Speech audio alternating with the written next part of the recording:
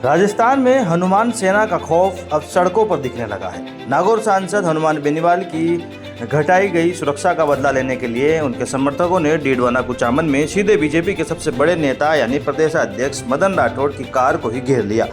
डंडे, बैनर और तख्तियों के साथ हुए इस अटैक के बाद पुलिस को लाठियां तक फटकारनी पड़ी। गुस्से से आग बबूला हुए बीजेपी अध्यक्ष ने बेनीवाल को मर्यादा विहीन बताकर सबसे बड़ा पलटवार किया है। लेकिन इस पूरी सियासी लड़ाई के बीच एक और भयंकर खुलासा हुआ है। जयपुर के कलेक्टर साहब आखिर क्यों भैराना धाम के मामले को शांत करने के लिए आधी रात तक सड़कों पर सीक्रेट मीटिंग्स कर रहे थे? आखिर बेनीवाल की इस बिना वर्दी वाली फौज से सिस्टम इतना डरा हुआ क्यों है?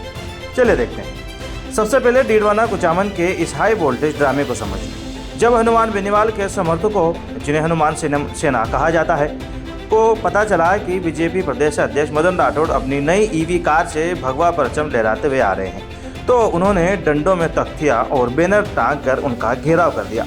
पुलिस को भीड़ खदेड़ने के लिए लाठियां चलानी पड़ी। इस अटैक के बाद मदन राठौड़ का गुस्सा 7वें आसमान पर पहुंच गया।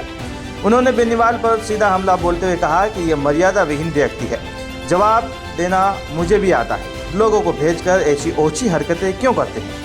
वहीं साथ मौजूद बीजेपी नेताओं ने भी तंज कसा कि इनका एक भी विधायक नहीं है और ये सीएम बनने के सपने देख रहे हैं। 3 पीएसओ हटने के बाद बेनीवाल ने कहा कि उन्हें सुरक्षा नहीं चाहिए, लेकिन आखिर उनकी असली ताकत क्या है? दरअसल बेनीवाल की असली ताकत उनकी ये युवा सेना है। ये सेना वर्दी नहीं पहनती, लेकिन एक आदेश पर बैरिकेड्स और सीमाएं तोड़कर कहीं भी घुस सकती है। भैराना धाम के धरने में इसी सेना ने अपनी ताकत दिखाई थी। सियासी गलियारों में चर्चा है कि जब सांसद के एक फ़ोन कॉल पर हजारों युवाओं की फौज पुलिस से टकराने और किसी को भी घेरने के लिए तैयार हो जाती है, तो उन्हें सरकारी सुरक्षा की ज़रूरत क्यों? बेनीवाल ने बेटंकी की चोट पर कहा कि मुझे सुरक्षा की क्या ज़रूरत, मेरे साथ करोड़ों नौजवान खड़े हैं। बेनीवाल और भैराना धाम के इस मुद्दे ने प्रशासन की रातों की नींद कैसे उड़ा दी है, इसका एक ताज़ा उदाहरण जयपुर में भी देखने को मिला।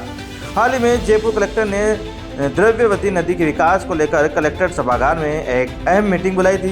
तय समय पर सभी जनप्रतिनिधि और अधिकारी पहुंच गए, लेकिन खुद कलेक्टर साहब 1 घंटे तक नदारद रहे। जब वजह सामने आई तो सब हैरान रह गए। पता चला कि कलेक्टर साहब एक रात पहले देर रात तक भैराना धाम के धरने को लेकर बोनट पर बैठकर सहमति बनाने की जद्दोजहद कर रहे थे। इस मिडनाइट ऑपरेशन के कारण ही वो अगली सुबह मीटिंग में लेट पहुंचे। सियासत में भीड़ ही सबसे बड़ी ताकत होती है और हनुमान बेनीवाल इसी भीड़ के दम पर सिस्टम से सीधा टकरा रहे हैं।